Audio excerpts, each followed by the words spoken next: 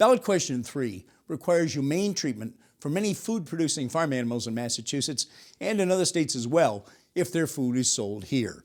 Connecting Point correspondent Carolee McGrath spoke with backer of question 3 to find out why there is support for this proposal. Right now in Massachusetts, there are no rules for how farm animals can be treated. In fact, it's perfectly legal to confine them in cages that are so cramped they can't even turn around or they can't even spread their wings. That's cruel, it's inhumane, it's unsafe, and it's different from many other states which already have such rules to protect animals from such extreme confinement. We would never allow our dogs or our cats to be locked inside of a cage where they can barely move an inch their entire lives, and we shouldn't allow it for farm animals either. How many states have gone in this direction? So far, 10 other states have passed similar rules to protect farm animals from these kinds of extreme confinement practices. And let me just give you an example, Carolee. In the pork industry, it is commonplace to take a mother pig, artificially inseminate her, put her inside of a 2-foot wide cage where she can't even turn around for her entire life. She just maniacally bites on the bars of her cage in front of her, staining the concrete floor with blood from her mouth in front of her. She's immobilized for years inside of these types of restrictive crates. That's a common practice. It's inhumane, and we shouldn't allow it. But in Massachusetts, this would really only affect one farm, because only one farm, from what I've been told, is really practicing any sort of type of thing that you had described. So if the industry is already moving in this direction, why is it necessary? Why not just let people vote with their pocketbooks? Why do we have to have this?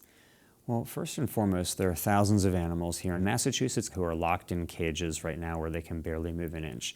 Second of all, most of the pork and most of the eggs that are sold in Massachusetts do come from these type of substandard, inhumane, and unsafe facilities. And Massachusetts consumers deserve protection from those substandard products.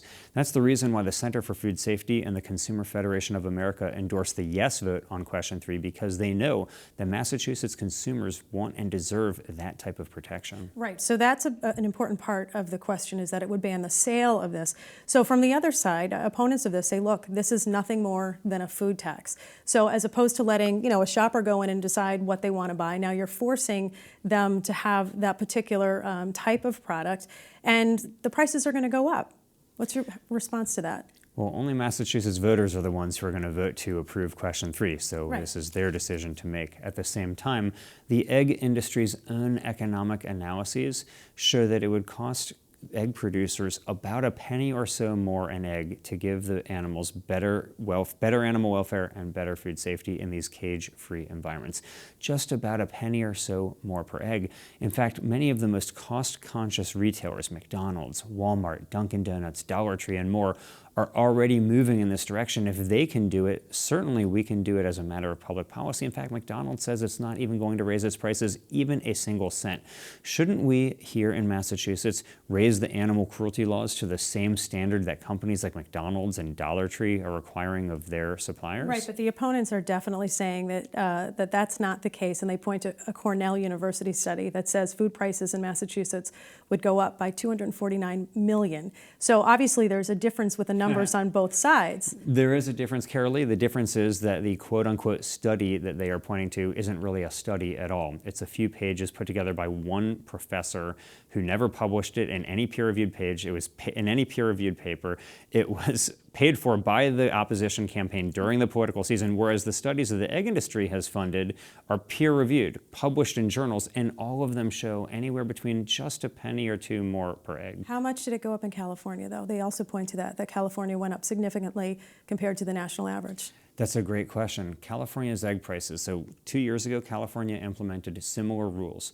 And California's egg prices are now roughly comparable to the national average. And in fact, over this past summer, they were actually lower than the national average. So how much is a dozen eggs in California? Well, there's lots of different types of eggs. There's cage-free, there's free range, there's organic. They vary. And California's egg prices, frankly, or California's prices for a lot of products, eggs and otherwise, are generally speaking more expensive than the rest of the country for a whole variety of reasons that have nothing to do with animal welfare. At the same time, it's clear that if McDonald's can do it, if Dollar Tree can do it, if Dunkin' Donuts can do it, anybody can do it. This is an economic way to reduce animal cruelty and to improve food safety. But why not just let the market take care of it? Why does it have to be a ballot measure? Because the other criticism from the other side is this is just a political move. Because sure, you're going to get Massachusetts to fall in line, but then, of course, you're not done. You're either going to go to Congress or you're going to go to the next state. And they're saying, why should Massachusetts be part of that? Just let the consumers and let the markets take care of it. Sure. Well, all animals, including farm animals, deserve protection from cruelty. It is unfair that you can take a dog and put her inside of a crate where she can't even turn around and you get thrown in jail for that, but if you do it to a pig, there's no problem. The fact of the matter is that these animals suffer. The pigs, the chickens, the calves, they suffer, and they don't deserve the type of rampant animal abuse that they endure inside of factory farms. Yes, there are most Massachusetts farms wouldn't think about cramming their animals into tiny cages, but most people who have dogs would never dream of engaging in dogfighting. But you still want to have a law to prevent the outliers who would engage in dogfighting. Most people with backyard chickens would never dream of setting up a cockfighting ring, but some people will, and you want to have laws banning cockfighting, which thankfully Massachusetts and all 50 states now do. The same is so here. There have to be rules in our society stating that there are some things that we can do to animals that are so heinous, that are so inhumane, that they're just out of step with our mainstream sentiments about how animals ought to be treated. And the corporate policies that McDonald's and others are implementing are good, but they're voluntary pledges, and they ought to be codified into law. All right, Paul Shapiro, thank you so much for joining us and giving us your perspective on question 3. Thank you, Carolee.